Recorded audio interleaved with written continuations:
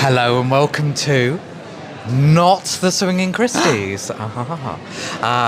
In fact, welcome to a very special guest appearance, not from a person, but from us and our other guys as Westmapodders. Yeah, introducing Westmapod, Yes, our brand new podcast. Yes, because we're still swinging. We're We're swinging. not stopping swinging. We are still swinging. So we're still swinging every month, but we just thought we'd pop up on the swinging feed to direct you all, if you haven't been directed already, if you haven't listened already, to Westmapod. Yes. Which you can find in your podcatcher of choice. Just search for Westmapod, or on YouTube. Website and Instagram and Blue Sky and everything stays the same. But yeah, we thought we'd flag it because we're very proud of it, Mark. We are very proud of it, and I know that we've said it before, but just say it's one of the ideas that was one of our very first ideas. Yes, and I think it's not like it was second choice. No. After swinging, it was like, oh god, dredging the bottom of the barrel. What do we do now? We did change our minds several times actually about what our first pods would be. That sounds like a threat, doesn't it? Like there are going to be more. Oh, buckle up, listener. Yeah, buckle honestly, up. Yeah, we're going way through to retirement with these babies. Although the way you talk sometimes, retirement doesn't sound that far off. No, I know. And you're right. Well, I was working it out the other day, actually. Oh, stop it. I'm just glad you've reverted to talking about your retirement rather than talking about your death. Well, you know. But yes, anyway, so Westmapod is our new project, Yes. which is all about the books of Mary Westmacott, Yes. which is the secret identity of Agatha Christie. That's right. And the introduction is available now. I mean, it depends when you're listening to it. It might all be available now if you're That's listening in the true. future. Oh, God, but do search them out. We worked really hard on them. We're really proud of them. Yeah. And I think they're different. They're a little bit calmer, like we spend a little bit more time to really dig deep into the individual texts because they're on a title by title basis. I think you're absolutely right. It's it's a gentler one. It's a nice jumping on point for those who have been interested in getting into the Swinging Christies but are a bit daunted by it. Maybe you haven't read all the 60s books and you feel like that's quite a lot to undertake. Well, there's only 6 Mary Westmacott books, and we're taking them book at a time with fortnightly gaps, so you've got plenty of time to read them in between. Also, if you haven't read the book ahead of you can still listen having not read the book, because we give a little précis, don't we, a little description of the story and sort of keep you abreast of everything in the story that you need to be aware of, and then sort of dig deep into some of the most fascinating themes and aspects to it. But yeah, it's been lots of fun. Do enjoy it. So just search Westmapod. Yes, That's do. West MAPOD. All credits to Grey Robert Brown for coming up with that title. I was very proud of it. And cashing that check. And yes, so join us over there. Please do. All right, see you there. Westma, bye. Westman, no.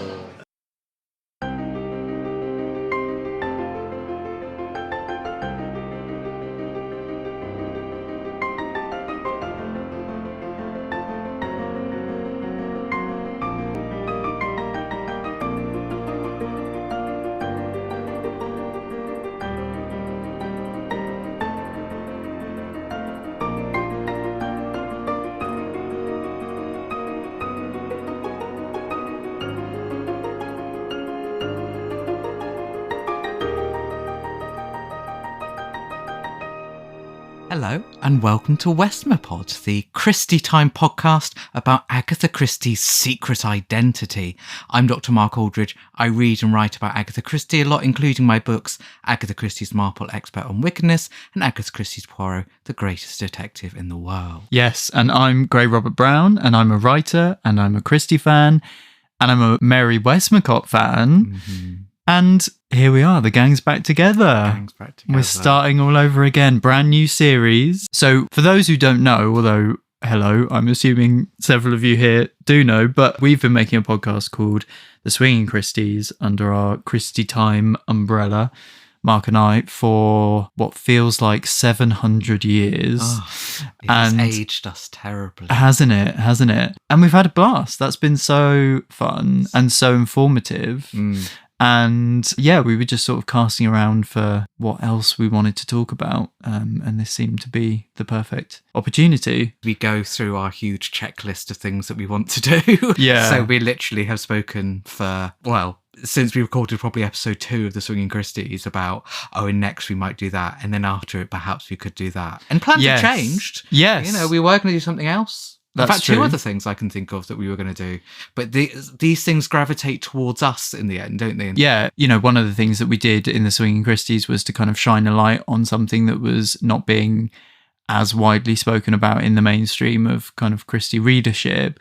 And this is doing the same thing. It's another portion of her catalogue that doesn't quite get the love that we think it deserves. Yes. I was going to say this is our second, so that means this is our second project together, but actually we've done quite a few little projects together now. Since I guess we have. Having only met in 2022. 2022. Imagine that. I know. Some of which is not announced as we record. No, true. But probably will be out in the world by the time this goes out. Agatha Christie wrote 6 books under the name Mary Westmacott, which is, of course, what this Westmapod is all about, which are quite unlike most of what she wrote under the name of Agatha Christie. Yeah. That's what we really want to explore here, isn't it? Yes. So who's Mary Westmacott? Who is Mary Westmacott? Yeah, I think it's going to be quite the journey of discovery. I mean, we know, of course, it's Agatha Christie writing under a pseudonym, and we'll reveal more about this in our first proper episode in 2 weeks' time. That was a secret when it began, which is why we're saying, Agatha Christie's secret identity, her secret alter ego almost. And I think one of the things that we're looking forward to discovering is we all know what the Christie characteristics are. We all know what the Agatha Christie characteristics of her books. They're popularized their, tropes in adaptations, and they're all over the world. What's specifically Mary Westmacott? Can we pin down who this kind of shadowy cipher is? Considering her as part of Agatha Christie's writing career, but also as like a different identity. Because it's, we will come to so much of this, so I don't want to speak about it too soon. But it's interesting reading some of them. But some of them I feel I can really read Agatha Christie in them, and some of them feel really distinct. Yes, which we'll really unpack. And unpick as we go through. Yeah, you said the other day, I won't give away which one, but you said there was a part of the book where you felt like it really didn't read like her at all, and then it became more her, using air quotes as it went on. Stuff like that, I think. I've not really heard people talk in that way about the Westmacotts before, and certainly not in this kind of mainstream way. I think they're often something that's reserved for the diehard Christie fans, and we're raising awareness more broadly of what brilliant books they are, what interesting books they are. Absolutely. And who is Agatha Christie? Because Agatha Christie, a woman of many names in lots of ways, but Agatha Christie did not write the Mary Westmacotts, by which I mean, by the time she started writing them, she had divorced her first husband, Archie Christie. Yes. She was with her second husband, Max Mallowan.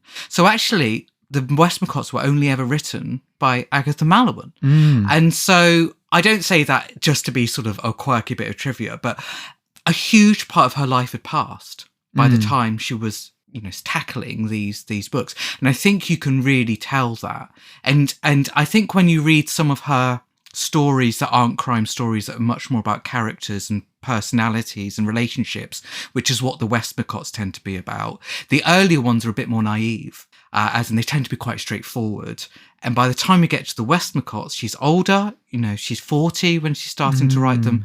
That maturity, that sense that she knows the world a bit better, absolutely underpins these stories. So it's not Agatha Christie, the person who wrote Mysterious Affair at Styles. It's Agatha Mallowan, who's seen a bit more of the world. But also, I mean, we could go even further and say, well, I mean, it's not Agatha Christie, because Agatha Christie is this, concept. She, like you say, it's essentially a pseudonym. It's her retaining the name from her first marriage, but also, especially nowadays, it's a brand and it's a genre totem. Those words stand for something. And I think what we're really keen to do, what we're always keen to do, is get to the real woman who lived, the real person, the real creator beneath the chatter.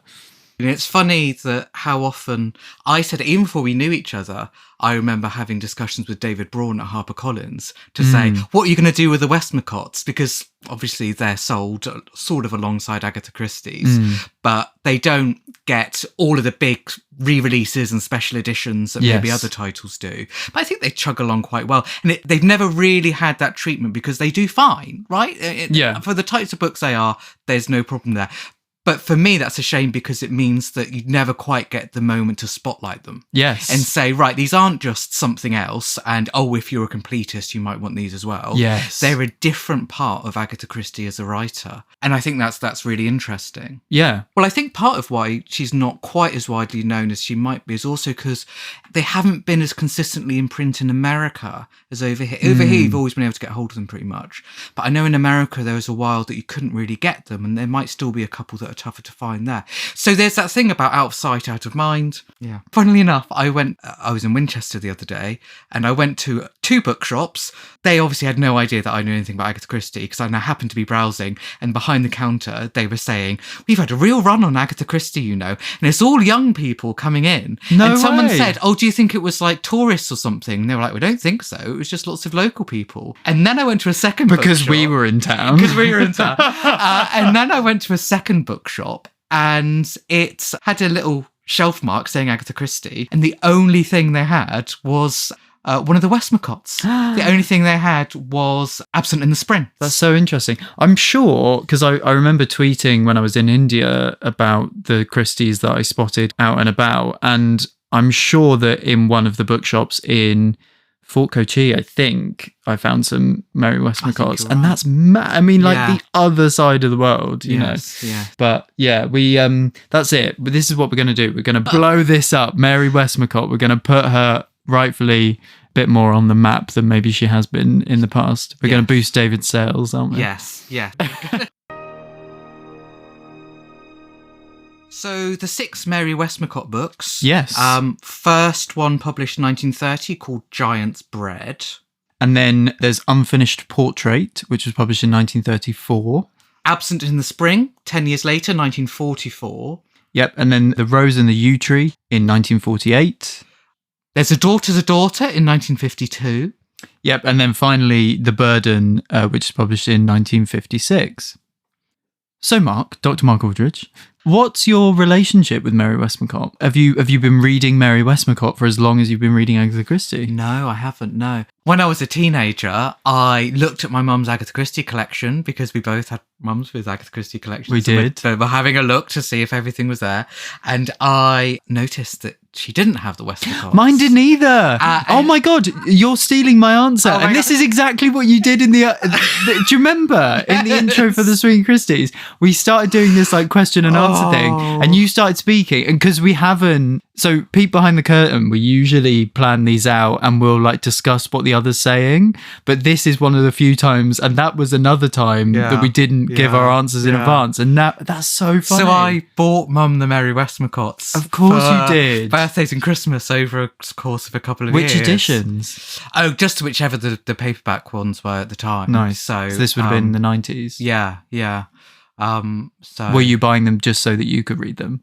Do you know, I didn't read them at the time. I bought them so that the collection could be complete. Because that's more important. That's the important thing. No, I actually didn't read one until I was writing Agatha Christie on Screen, which I started to write in 2013. Yep. And one of the first things I did was read all the Agatha Christies, because there were maybe 15 that I hadn't read at that point, mostly the sort of thrillers. And then I read the Westmacotts, even though there weren't any screen adaptations. I felt I should in case there was something. So I read them then, but I read them quite quickly, to be honest, because I knew that there weren't adaptations to discuss. Yeah, because it was more background residual reading for the project you were working on at the time rather than directly relevant. And since then, I've reread 2 of them. I won't say which, because we'll talk about them later when we come to them, a few times, because Sophie Hannah discussed them in one of the courses she ran, and she invited me to come speak about them. Apart from those 2, several of these I'd only read once before we started to do the reread. So I've actually, at the point that we're discussing, I've still got to finish The Burden again. Yeah. How about you? Or should we just cut that answer in again and just repeat it and say this is Yeah, I could do. No, I mean, it is similar. Yeah, this is one of the reasons why I'm really excited to embark on this project with you, because I think our relationship to the Mary Westmacotts, most readers' relationship to the Mary Westmacotts, will be very different to the relationship we had, for example, with the books 1959 to 1970 that we covered in the Swinging Christies. So in that instance, both of us had read, well, you had read them all. I'd read most of them quite far in advance of starting the podcast, and indeed had been back for rereads and had digested them and picked over them and scholarship and all the rest of it. And I think what's really interesting about this, so I only read, the first time I read any of the Mary Westmacotts was when I was getting into Agatha Christie scholarship, if you like, the year that we met, so 2022. So really not that long ago at all. And as a result, with the Westmacotts, because I've read them more recently, I think I'm going to be able to bring this fresher, more instinctive, more immediate response.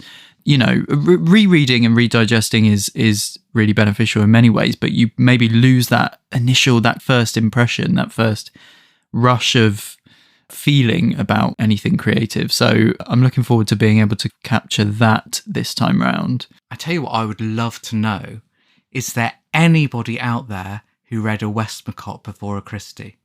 Like, as in, that was the first time they read anything. Like, they hadn't read any Agatha Christie's, but they read a Westmacott. Yeah. I'd be really interested to know if anyone did that. Yeah. And what led you to that scenario? Probably accident, like you were saying about going to that shelf and seeing, or, you know, I think they're very careful. We'll talk in a future episode, I'm sure, because it's one of the many interesting things about Westmacott, about the way they've been packaged over the years to kind of skirt around the fact that on the one hand, you want to sell it on the name of Agatha Christie rather than just the name of Mary Westmacott, or certainly since The Secret came out, which we'll talk about when it does. But to what extent you highlight the fact that it's a pseudonym of a famous writer, and to what extent you sort of sneak that in is something that various editions have grappled with. So maybe people have read it by mistake, you know, not mistake, but yeah, just accidentally, just happened to be one they picked up. I noticed in one of my copies, which is a second-hand copy, at the front page, someone's written week 12 at the top of it. So it clearly was a reading for them. So I wonder if that was on a crime fiction module that had, and also these authors writing other things, or whether it was discussed in its own right. So again, let us know if you've studied any of these. I'd be interested to know what sort of courses and what sort of context people are discussing them. That would be something that'd be really nice to hear about. Yeah, definitely. I mean, in general, we'd love to hear from everyone listening about their experience with the Westmacotts.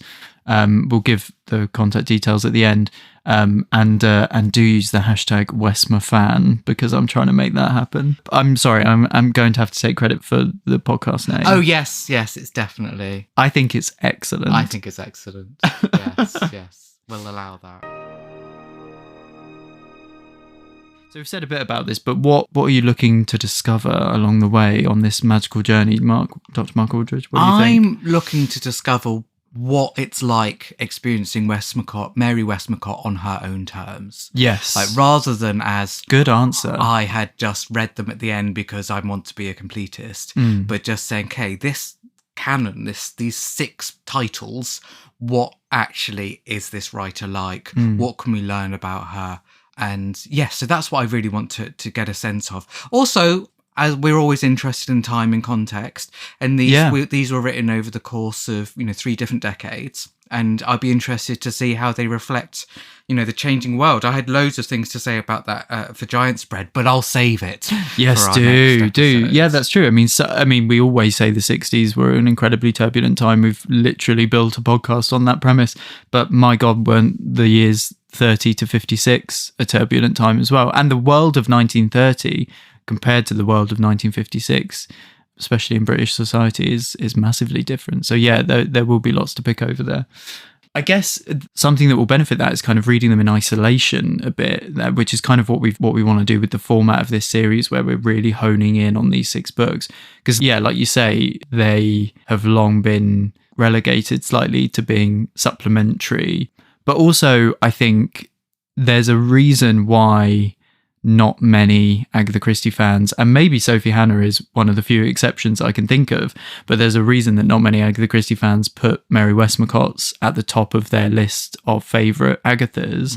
And it's the same reason why a lot of those fans don't put thrillers at the top of their list. And that's because when they come to Christie, what they really want is a classic Golden Age puzzle mystery. And one thing the Westmacotts aren't are murderous tales. Spoiler, but there we go. If you're feeling bloodthirsty, you might find a distinct lack of bodies along the way. But there is so much in terms of suspense and tension. Yes. So there are plenty of reasons to read on still. But I think it would be interesting to not read them for what they're not, i.e., and I've been saying this about the thrillers for the last 8 of Swinging Christies, but not reading them for what they are, not for their lack of cluing or their lack of classic character tropes or country houses, but for reading what there is there, really celebrating what there is there. I think as well, we were talking about this on the walk back from the train station earlier, but the Swinging Christies, we went in with a very clear argument, I guess, not as in we were arguing, as in there was a very clear point of view. There was a very clear point of view that we had throughout that series, which was these books are unfairly lesser known or forgotten in some cases. They're just as interesting. There's just as much to pick over. And in some cases, the quality is just as strong as in previous works, but also that they really are contemporary and in a word, swinging. Although there is an element of us bolstering the reputation of lesser known Christies again, I think what's going to be really interesting about Westmapod is that we're not really coming into this with a set point of view this time, are we? Or not in a sort of... No, not at all. Not a set argument or, people say... for many years, the Westmacotts were described as romances, and that's been pretty squarely rejected by the Christie kind of readership community, I would say. So it will be interesting to see how many of them do have romantic subplots, but it will be also interesting to see how many of them don't and fail to fit that model. And in recent years, it's been more popular to describe them as psychological, emotional thrillers or that kind of thing, which I suspect is just another way of saying a literary novel, because that's what literary novels deal with ultimately, is emotions. But I'm open to being persuaded. I'm going to go to the Westmacotts again, like I say, relatively fresh, and let them tell me what they are. Let me, and that way we will discover who is Mary Westmacott. Yes, we've got lots to learn, basically. Yeah. And hopefully people will come along with us on the journey to learn new things for them too. So, what can you expect from now, dear listener? Well, we're doing a book per episode. Yes. So that's really exciting, because one of the things, and actually it was something I insisted on with the Swinging Christies, but we were very keen from the off to go thematically, which, don't get me wrong, was fantastic for so many reasons. It made us quite distinct in terms of the other Agatha Christie podcasts out there, but it meant that we couldn't have the experience of kind of reading along with our listeners, because it was essentially like read 15 books and then turn up for episode 1. So this time we get to do book club style. We get to pause, all read a book, and then come together and discuss it together every fortnight. So that's what we're going to do. Each episode will be about a different Mary Westmacott title, and they will drop every other Tuesday. And there may be surprise bonus in there if we're feeling very generous. It's because we do want to hear from people, which has been lovely with Swinging Christies. Yeah, so absolutely. We will make sure that we have an episode where we are going to be reflecting on the feedback that we've got and any extra things. So do feel that you're part of this conversation, because we really do value the insights, especially because these are so under-discussed that there's just no way we could cover it all. 2 weeks today, then, we'll be dropping the Giant's Bread episode, which is the first Mary Westmacott book. So you might want to read that up. That's the longest one, by the way. If you take a look and you think, oh gosh, are they all going to be this long? That's a particularly long one. but I think very readable. Do let us know any thoughts as we go through. And we'd love to see pictures of your copies as well. We were just looking, I've got a few different copies because I shove like secondhand copies in my bag and stuff for like general day-to-day reading. And so often they're weird 1970s cheap editions. So wherever you are in the world, we'd love to see which copies you are reading. Different editions. And also wherever you're reading them as well. I quite like seeing that when people send us a snap of Catman and the Pigeons in Spain or something. Yes. It's super lovely to see it. And of course, Gray's hashtag Westmafan. It's not Gray's hashtag. It's all. You were very insistent. It's all of our hashtag from now. Yeah. Our Blue Sky account is at christietime.bsky.social. On Instagram, we're at christie_time. You can email us at christietimepod@gmail.com. That's christietimepod as in productions @gmail.com. Our website is christietime.com, which has got lots and lots of resources. You can find Gray on his website at grayrobertbrown.wixsite.com/grayrobertbrown. And I'm on Blue Sky at markaldridge.info, which is also my website. And of course, you've got my books about Marple and Poirot. Yes, that's Agatha Christie's Marple, Expert on Wickedness, and Agatha Christie's Poirot, the greatest detective in the world. And yes, please do rate and review us. We're fully independent. It really makes a difference in terms of getting the word out. And yes, and make sure you've clicked subscribe on whichever podcatcher you use to catch us as well. Thank you very much. Thank you. Westma bye. Westma gone. Where's he gone? Westma gone. Oh God, that's so lame. That's even worse. We did need one though after Keep Swinging, didn't we? We did need a catchphrase. Incredible.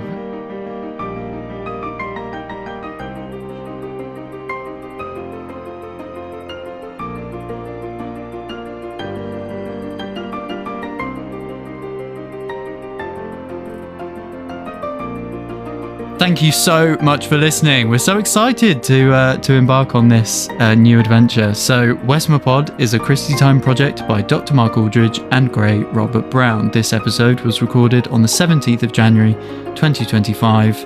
Our artwork is designed by Tom Double. And our music is by Dar Golan. Yep, and then The Rose and the Yew Tree in 1948. A daughter's. I forgot. Dear. Oh dear. There's only 6 to remember. Oh my God, my memory is really going already. He's had one beer, and I've had a Corona Zero. Oh yeah, don't keep that in because it's dry January. Yeah.